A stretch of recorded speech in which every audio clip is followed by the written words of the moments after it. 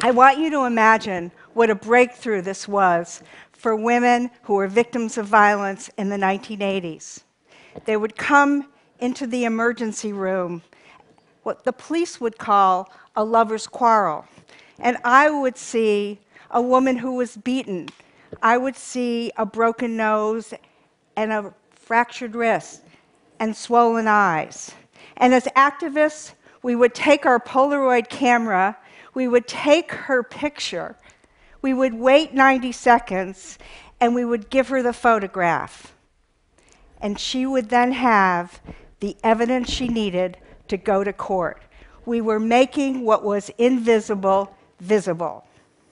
I've been doing this for 30 years. I've been part of a social movement that has been working on ending violence against women and children.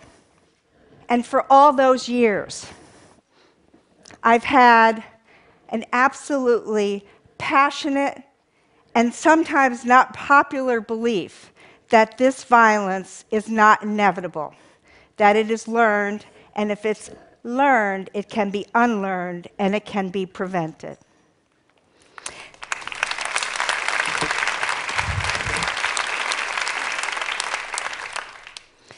Why do I believe this? Because it's true.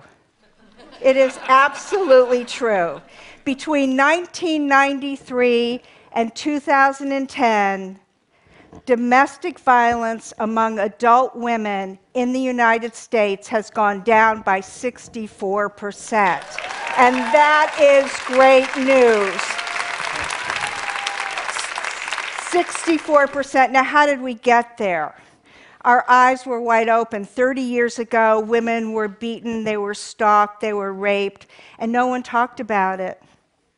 There was no justice. And as an activist, that was not good enough.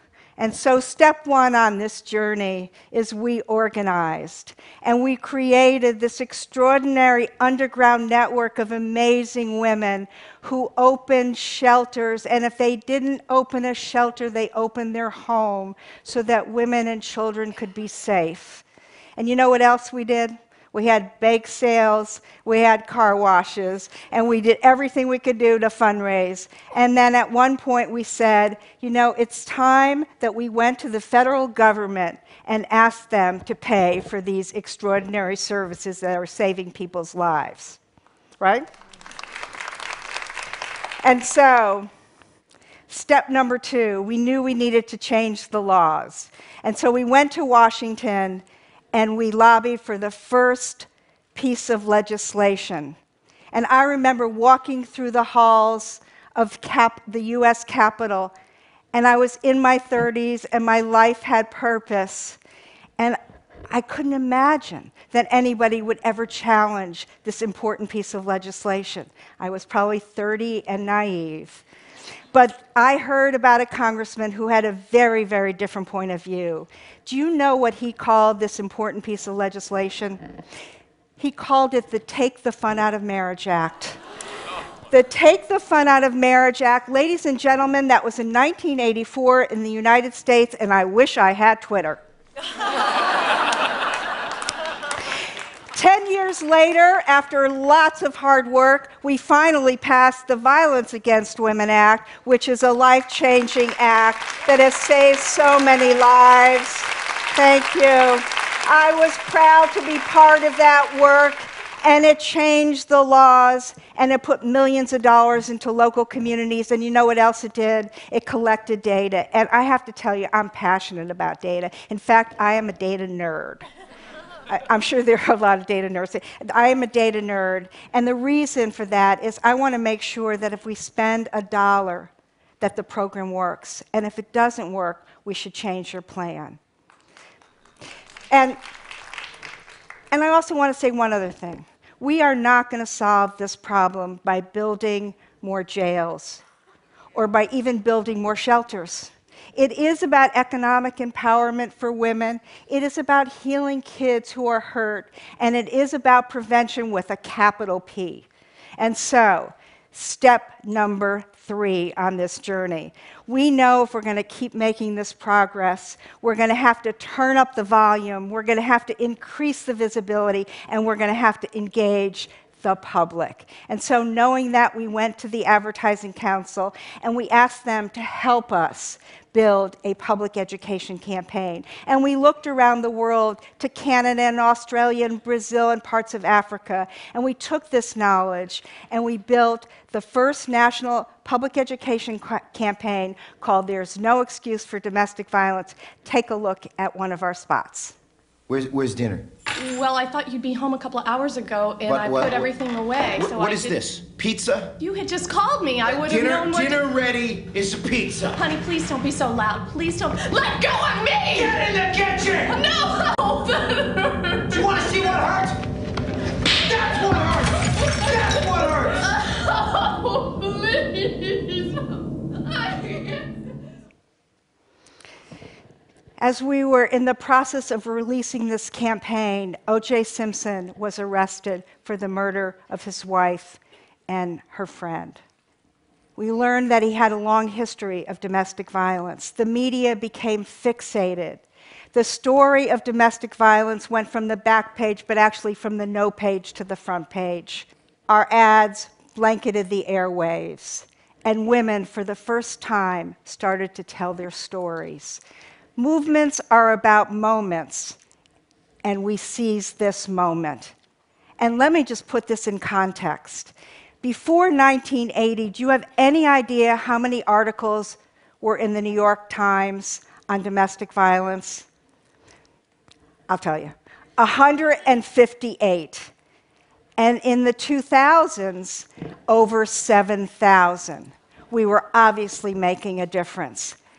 But we were still missing a critical element. So step 4, we needed to engage men. We couldn't solve this problem with 50% of the population on the sidelines. And I already told you I'm a data nerd. National polling told us that men felt indicted and not invited into this conversation. So we wondered, how can we include men? How can we get men to talk about violence against women and girls? And a male friend of mine pulled me aside and he said, you want men to talk about violence against women and girls, men don't talk. I apologize to the men in the audience. I know you do. But he said, you know what they do? They do talk to their kids. They talk to their kids as parents, as coaches, and that's what we did. We met men where they were at, and we built a program. And then we had this one event that stays in my heart forever, where a basketball coach was talking to a room filled with male athletes and men from all walks of life. And he was talking about the importance of coaching boys into men and changing the culture of the locker room and giving men the tools to have healthy relationships. And all of a sudden, he looked at the back of the room and he saw his daughter. And he called out his daughter's name, Michaela, and he said, Michaela, come up here. And she's 9 years old, and she was kind of shy, and she got up there, and he said, sit down next to me. She sat right down next to him, gave her this big hug, and he said, people ask me why I do this work. I do this work because I'm her dad, and I don't want anyone ever to hurt her. And as a parent, I get it. I get it. Knowing that there are so many sexual assaults on college campuses that are so widespread and so underreported, we've done a lot for adult women. We've got to do a better job for our kids. We just do. We have to. We've come a long way since the days of the Polaroid. Technology has been our friend.